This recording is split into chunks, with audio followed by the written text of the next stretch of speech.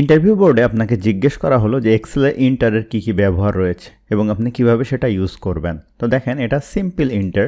যদি আপনি inter click করেন তাহলে নিচের দিকে যাবেন। এখন শিফট ইন্টারের কি ব্যবহার রয়েছে, শিফট প্লাস ইন্টার যদি ক্লিক করেন তাহলে আপনি উপর দিকে যাবেন। এরপরে সবথেকে গুরুত্বপূর্ণ যেটা আমরা ইউজ করি অল্টার ইন্টার এবং কন্ট্রোল ইন্টার। কন্ট্রোল ইন্টার আসলে কী কাজে ব্যবহার করা হয় দেখেন, আপনি এই সবগুলা সেলে একটা নির্দিষ্ট ডাটা লিখতে চান, সেটা হতে পারে শূন্য। তো এগুলো সিলেক্ট করে কোনো একটা জায়গায় শূন্য লিখে কন্ট্রোল ইন্টার বাটন প্রেস করেন, দেখেন সবগুলা সেলে শূন্য হয়ে যাবে। এরপরে আরেকটি গুরুত্বপূর্ণ জিনিস অল্টার ইন্টার। আপনি যদি একটি সেলের মধ্যে একাধিক লাইন করতে যান, যেমন এখানে লিখলেন মাই, এরপরে দ্বিতীয় লাইন করবেন, এখন আপনি অল্টার ইন্টার বাটন প্রেস করেন, দ্বিতীয় লাইন হবে।